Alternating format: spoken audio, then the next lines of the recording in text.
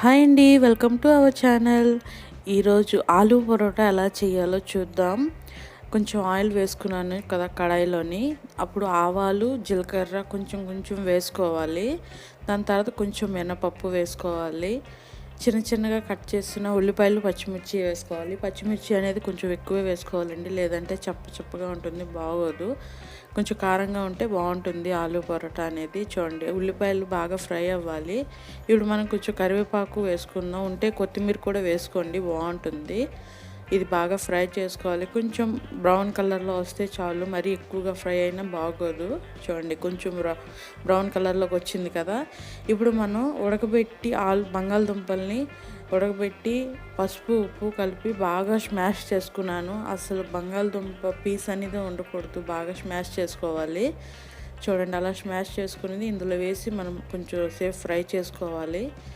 కాస్త ఫ్రై చేసుకుంటే చాలు, ఎక్కువ మరీ అవసరం లేదు. ఇదంతా ఆ ఆనియన్ అంతా ఆ బంగాళదుంపకి కలిసినంత వరకు. ఇప్పుడు పిండిని ఒక గోధుమ పిండిలోని కొంచెం ఆయిల్, ఉప్పు వేసి నేను పిసుక్కొని పక్కన పెట్టుకున్నాను కాసేపు. చూడండి, ఆలు పరోటాకి మనం 2 టైప్స్ చేయొచ్చు.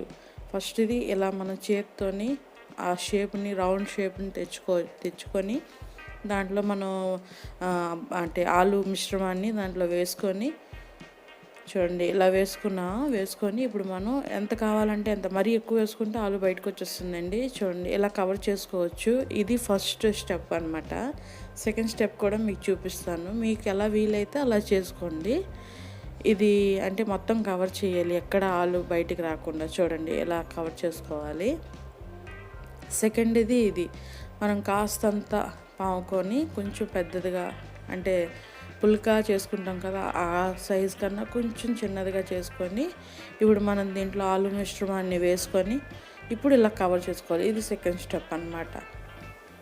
చూడండి, ఇది ఒక స్టెప్, అదొక స్టెప్. ఇప్పుడు మనకి దేంట్లోనే ఈజీగా ఉంటుంది.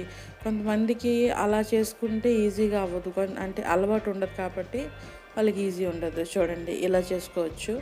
మీకు ఇప్పుడు పామడం కూడా చూపిస్తాను. చాలా జాగ్రత్తగా పామాలి, ఎందుకంటే మనం ఎలా పడితే అలా మామూలు చపాతీకి పామినట్టు పామేసామా అంటే అది బయటకు వచ్చేస్తుంది అనమాట, దాని ఆలు మిశ్రమం మొత్తం. చూడండి, ఫస్ట్ ఇలాగా చేత్తో ఒత్తుకోవాలి.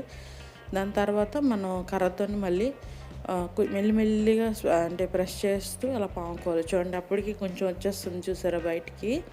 అందుకు చాలా జాగ్రత్తగా పాముకోవాలి. అలా అని కూర కొంచెం తక్కువ వేసుకుంటే బాగోదు, అసలు చపాతీ తిన్నట్టే ఉంటుంది.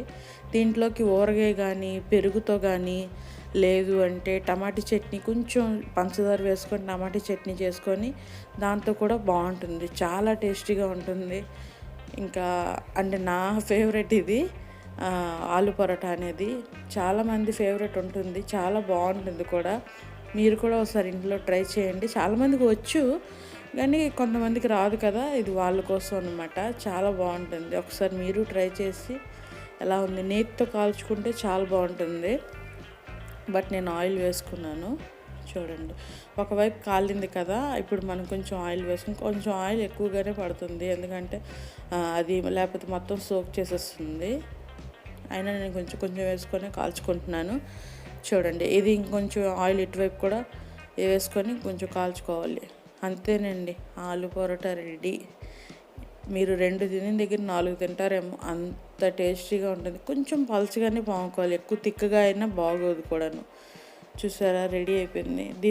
దీన్ని మనం రాయితా అంటే కొంచెం ఉప్పును కొంచెం కారం వేసుకొని పెరుగుతో కూడా తినొచ్చు.